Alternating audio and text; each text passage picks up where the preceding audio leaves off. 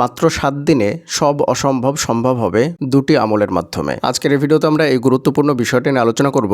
মাত্র 7 দিনের মধ্যেই দুটি আমলের দ্বারা সব অসম্ভব সম্ভব হয়ে যাবে। আপনি যত অসম্ভব দোয়া করুন না কেন, যত কঠিন দোয়া করুন না কেন, ইনশাআল্লাহ মাত্র 7 দিনের মধ্যে আপনি ফলাফল দেখতে পাবেন। আমল দুটি আপনি 7 দিন কখন, কিভাবে, কতবার করবেন, প্রত্যেকটা বিষয় নিয়ে আমরা আলাদা আলাদাভাবে এই ভিডিওতে আলোচনা করব। ভিডিওটি স্কিপ না করে প্রতিটা কথা মনোযোগ সহকারে শুনুন, না হলে কিছুই বুঝতে পারবেন না। আমল দুটি আপনাকে 24 ঘন্টায় 5 বার করতে হবে। কখন, কিভাবে, কতবার করতে হবে সেটা আবার আপনাদেরকে পরপর বলবো। 1 নম্বর যে আমলটি করতে হবে সেটি হচ্ছে দরুদে ইব্রাহিম এবং ইস্তেগফার, আর 2 নম্বরে যে আমলটি করতে হবে সেটি হচ্ছে তাহাজ্জুদ। আমলটি শুরু করতে হবে ফজরের নামাজের পর থেকে। আপনাকে প্রতিদিন ইস্তেগফার করতে হবে 5000 বার, আর দরুদে ইব্রাহিম পাঠ করতে হবে 500 বার। ফজরের নামাজের পরে আপনি 1000 বার ইস্তেগফার করবেন এবং 100 বার দরুদে ইব্রাহিম আমল করবেন। ফজরের সালাতের পরে ফরজ নামাজের পরে যে জিকির আজকারগুলো আছে সেগুলো করে নেবেন। তারপরে আপনি একবার সাইয়্যিদুল ইস্তেগফার পাঠ করবেন। এরপরে সূরা ইখলাস 3 বার, সূরা নাস 3 বার এবং সূরা ফালাক 3 বার, এগুলো 3 বার করে পড়ে নেবেন এবং একবার আয়াতুল কুরসি পড়বেন। তারপর আপনি 1000 বার ইস্তেগফার পাঠ করবেন। 1000 বার ইস্তেগফার পাঠ করা হয়ে গেলে তারপর আপনি 100 বার দরুদে ইব্রাহিম পাঠ করবেন। দরুদে ইব্রাহিম আপনারা সকলেই জানেন। দরুদে ইব্রাহিম যদি না জানেন তাহলে একবার সংক্ষেপে বলে দিচ্ছি। দরুদে ইব্রাহিম হলো ফরজ নামাজের পরে শেষ বৈঠকে যে দরুদটা আমরা পড়ি সেটাকে দরুদে ইব্রাহিম বলা হয়। দরুদে ইব্রাহিম হলো আল্লাহুম্মা সাল্লি আলা মুহাম্মাদিন ওয়া আলা আলি মুহাম্মাদ কামা সাল্লাইতা আলা ইব্রাহিমা ওয়া আলা আলি ইব্রাহিমা ইন্নাকা হামিদুম মাজিদ।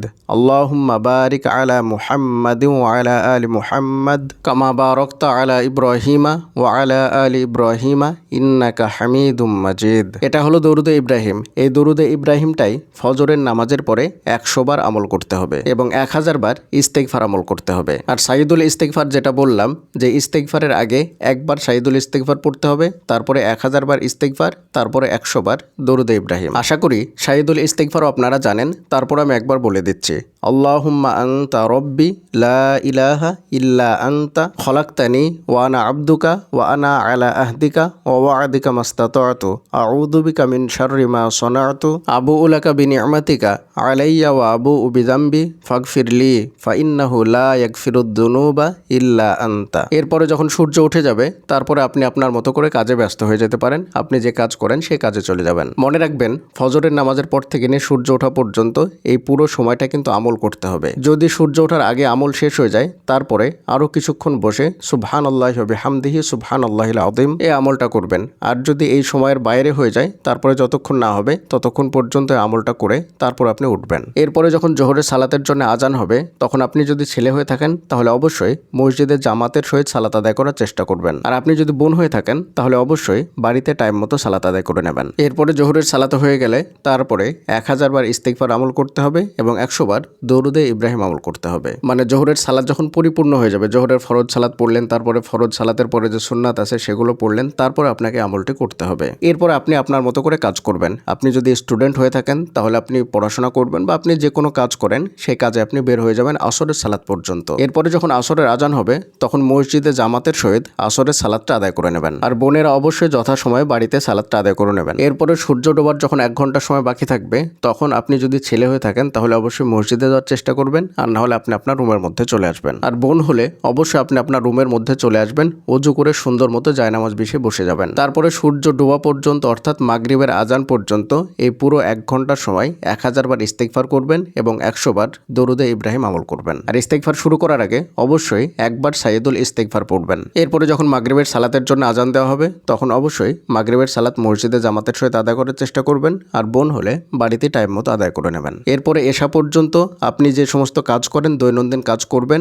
তারপরে যখন এশার সালাতের আজান দেওয়া হবে তখন আপনি অবশ্যই মসজিদে চলে যাবেন, জামাতের সহিত সালাত আদায় করবেন। এশার সালাত জামাতের সহিত অর্থাৎ যথাসময় আদায় করে আপনি আপনার বাড়িতে চলে আসবেন, অথবা আপনি যে কাজ করেন সেই কাজে মনোযোগ দেবেন। এরপরে আপনি যখন ঘুমোতে যান সেই সময়টা হতে পারে রাত্রি 9টা, 10টা অথবা 11টা। চেষ্টা করবেন যত তাড়াতাড়ি পারা যায় তত তাড়াতাড়ি ঘুমানোর। আপনি যে সময় ঘুমাতে যান তার 1 ঘন্টা আগে আপনাকে বিছানায় যেতে হবে এবং এই পুরো 1 ঘন্টার সময় আপনি ইস্তেগফার এবং দরুদে ইব্রাহিম আমল করবেন। বিছানায় ঘুমোতে যাওয়ার আগে অবশ্যই আপনি ওযু করে সুন্দর মতো পবিত্র অবস্থায় পবিত্র পোশাক পরে ঘুমোতে যাবেন। আপনার যখন 1000 বার ইস্তেগফার এবং 100 বার দরুদে ইব্রাহিম আমল করা হয়ে যাবে এরপর আপনাকে ঘুমোতে যাওয়ার আমলগুলো করতে হবে।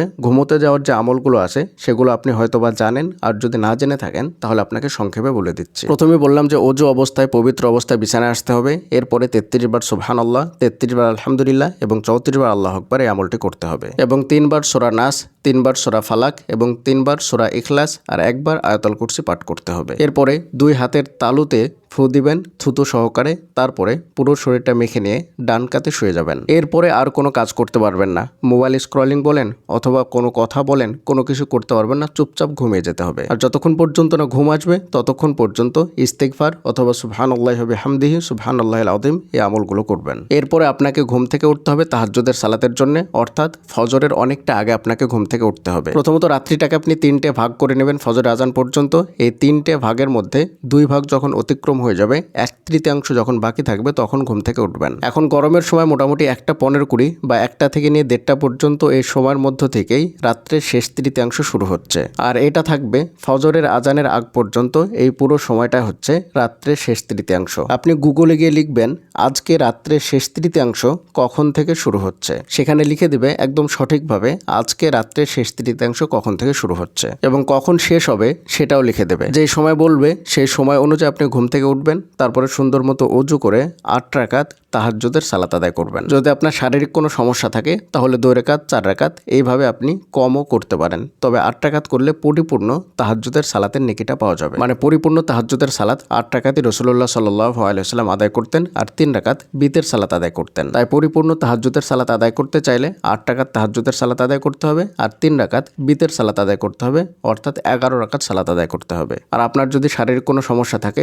তাহলে 2 রাকাত তাহাজ্জুদের সালাত আদায় করবেন, 3 রাকাত বিতের সালাত আদায় করবেন। এভাবে করতে পারেন, তবে আমি আপনাকে বলবো 8 রাকাত পরিপূর্ণ তাহাজ্জুদের সালাত আদায় করবেন এবং 3 রাকাত বিতের সালাত আদায় করবেন। তাহাজ্জুদের সালাত আদায় হয়ে গেলে 1000 বার ইস্তিগফার এবং 100 বার দরুদে ইব্রাহিম আমল করবেন। এরপরে যদি সময় থাকে ফজরের আজানের তাহলে আর একটু সময় ইস্তিগফার এবং দরুদে ইব্রাহিম আমল করবেন, আর যদি সময় না থাকে অর্থাৎ 1000 বার ইস্তিগফার এবং 100 বার দরুদে ইব্রাহিম আমল করতে করতে যদি ফজরের আজান হয়ে যায় তাহলে ফজরের সালাতটা আদায় করে নেবেন। আর যেদিন জুম্মার রাত্রি হবে অর্থাৎ জুম্মার আগের দিন যে রাত্রিটা আসে, মানে বৃহস্পতিবার দিবাগত যে রাত্রিটা আসে, সেই রাত্রিতে দরুদে ইব্রাহিম 1000 বার আমল করবেন পুরো রাত্রিতে। এভাবে যদি আপনি 1 সপ্তাহ আমল করেন মাত্র 7 দিন, যেভাবে বললাম সেভাবেই পুঙ্খানুপুঙ্খভাবে আমলগুলো করবেন, কোনো রকম ফাঁকি দিয়ে না। যেভাবে বললাম সেভাবেই যদি আপনি আমলটি করতে পারেন তবে 100% ইনশাআল্লাহ আপনি ফলাফল দেখতে পাবেন। তবে এর সঙ্গে বেশ কিছু শর্ত আছে। তার মধ্যে 1 নম্বর শর্ত হচ্ছে হারাম খাদ্য ভক্ষণ করা যাবে না। যারা হারাম খাদ্য ভক্ষণ করেন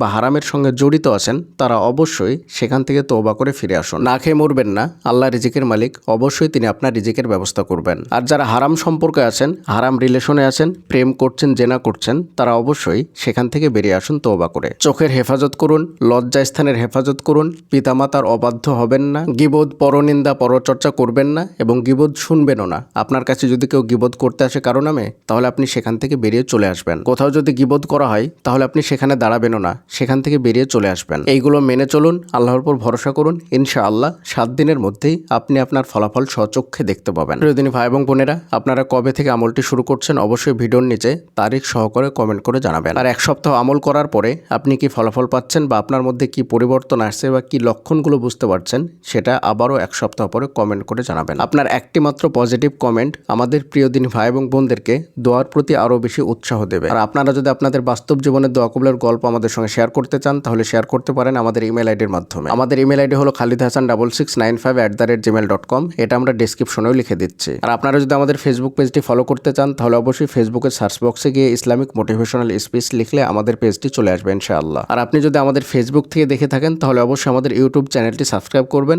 আমাদের ইউটিউব চ্যানেলের নাম হলো ইসলামিক মোটিভেশনাল স্পিচ। পরিশেষে আল্লাহর নিকটে দোয়া করি আল্লাহ তাআলা যেন আমাদের সকলকে এই আমলগুলোকে যথাযথভাবে করার তৌফিক দান করুন, আমিন। আপনারা আমাদের ভিডিওটি কে কোথা থেকে দেখছেন এবং কোন বিষয়ে দোয়া করছেন অবশ্যই আমাদেরকে জানাবেন। আল্লাহ তাআলার কাছে দোয়া করি আল্লাহ তাআলা যেন আমাদের সকলের দোয়াগুলোকে কবুল করে নেন এবং সকলের মনের ইচ্ছেগুলোকে পূরণ করে দেন, আমিন। আমরা যে বিষয়ে আল্লাহ তাআলার নিকটে দোয়া করছি আল্লাহ তাআলা যেন আমাদের সকলের সেই সমস্ত বিষয় বিষয়গুলোকে কবুল করে নেন, আমিন। আপনাদের সকলের কাছে অনুরোধ করব, আপনারা সবাই একে অপরের পিছনে দোয়া করবেন, কারণ রাসূলুল্লাহ সাল্লাল্লাহু আলাইহি ওয়াসাল্লাম বলেছেন, এক মুসলিম অপর মুসলিমের পিছনে দোয়া করলে আল্লাহ তাআলা সেই দোয়া অতি দ্রুত কবুল করে নেন। তাই সকলেই একে অপরের পিছনে দোয়া করবেন। এক মুসলিম অপর মুসলিমের পিছনে দোয়া করা বলতে অনেকে হয়তো বোঝেন না, আপনাদেরকে একটু সংক্ষেপে বলে দিই। ধরুন আপনি যখন দোয়া করছেন তখন প্রথমেই নিজের জন্য দোয়া করবেন। এরপরে আপনি যাদেরকে চেনেন, ধরুন আপনি এমন একজন ব্যক্তিকে চেনেন যার অনেক টাকার প্রয়োজন বা বিয়ে হচ্ছে না, সে হতে পারে ছেলে অথবা মেয়ে, তার জন্য দোয়া করবেন। আল্লাহকে বলবেন যে আল্লাহ আপনি তার সেই প্রয়োজনটাকে পূরণ করে দেন। এরপরে দোয়া করবেন যে আল্লাহ আপনি সকল মুসলিমের প্রয়োজনকে পূরণ করে দেন। আসসালামু আলাইকুম ওয়া রাহমাতুল্লাহি ওয়া বারাকাতুহু।